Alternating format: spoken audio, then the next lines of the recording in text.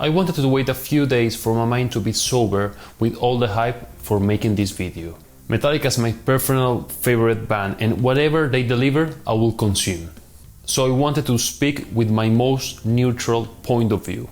I have listened to the new album 72 Seasons like 10 or 15 times now, front to back. I will go straight to the point here. I like this album. And I think it was a surprise for most people the level of technique that this album has. I mean, Lars' double bass drum sounds better than 20 years ago. James' voice sounds, for me personally, is the best James album regarding the vocals. And we finally have more input from the very good bass player Roberto Trujillo. And after so many shy releases from Kirk Hammett, I think that what he has done here, I mean, you can see that his contribution is a lot more important here than in the last album, Hardwired.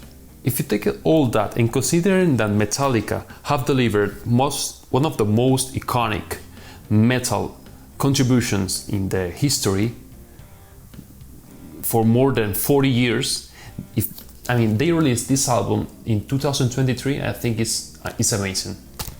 And that is just for the technical point of view. I have read also the long interview that James delivered for the album release. In the beginning, in the inception of this album, he wanted a bigger contribution for every band member. And he achieved so, surprisingly, in the first phase of the pandemic via Zoom calls. You can tell that level of contribution in 72 Seasons. I mean, I like Hardwired, but this album has a broader expansion, and that's because of more of the extra contribution from Robert and Kirk. What I think is that this album is like Hardwired, but they're playing for fun. I mean, if you listen to songs like Room for Mirrors in the last part, you can tell that they are just like heavily jamming. Sleepwalk My Life Away is another song that you can tell that they are just having fun in the beginning, and they came out with a song. And you didn't listen to this in Metallica for quite a while. One thing I listened to during the cinema premiere of this album was that the recordings were based on a bunch of good riffs that they have. All the songs, all the 12 songs of this album have at least one good riff inside them. Riffs inside here sound good, fresh and heavy. There are so many types, but I think there are two general types of bands. One that keeps repeating what they are doing over the last years, and other ones that always change their sound. And I think Metallica is like 80% repeating and 20% inventing something else. I think that's the proportion.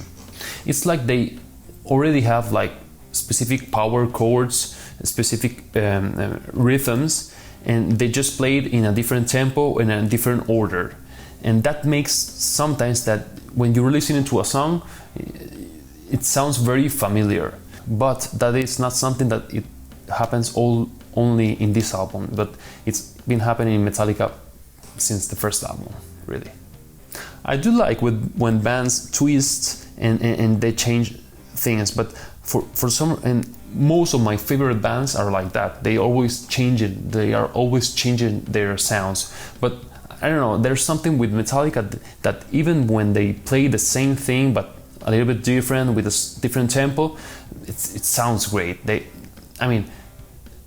do it, and I don't know how they do it, but they do it and it sounds good.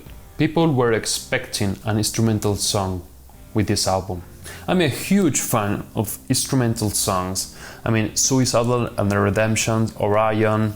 There are so many, the Call of Cthulhu. There are so many good Metallica instrumental songs. But with James' voice that we have today, it would be a shame not to include his voice during the whole songs. I think the cherry on top on this album is, well, there are two things really. One is Roberto Trujillo bass lines. And talking about doing something different, it was since I think Master of Puppets that we didn't have a Metallica release where the bass was so important. Starting from the solo that he's playing with a solo or a jamming session with Lars in Sleepwalk My Life Away, or even his underground contribution throughout several songs.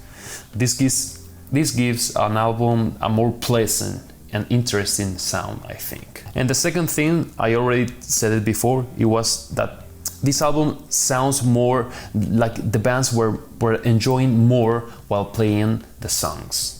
If you're just going to hear just one song on this album, I would suggest you to do Innamorata. This is the final track of this album, and I think it's the most proggy for sure. I don't think I have listened to a Metallica song that has so many transitions since Justice for All. But Innamorata is not like Justice, it's different in its own way. It has those slow bass drum kicks in the beginning that are so emotional, you know? Overall, this is a very emotive song.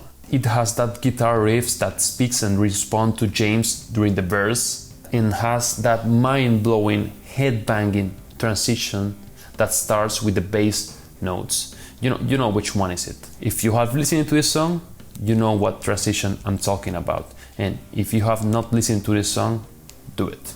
For all the audio geeks like me, if you're interested, I was listening to this album in two formats, vinyl and FLAC. So analog and digital lossless. I run it through Project Debut Carbon turntable with Ortofon 2M gold stylus. The Lear, I think, this is the Schiit Lear 3 tube preamplifier. For the digital, I use the Schiit Modi DAC, and I run it through my headphones Shure SRH 1540. While I was listening it through my Tannoy loudspeakers, I powered them with the Power Amplifier Pioneer VSX324. I will not end this video without talking about Greg Fieldman. I think that the band has found the person that makes them sound their best. They have found their sound signature with Greg for sure.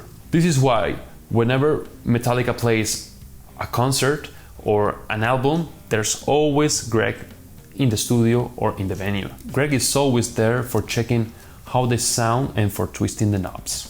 Thank you so much for watching this review or this talk about the Metallica new album. What do you think about this one? Which one is your favorite song? Is it like mine, Innamorata? Is another one? Tell me which one is it and why. Bye, take care.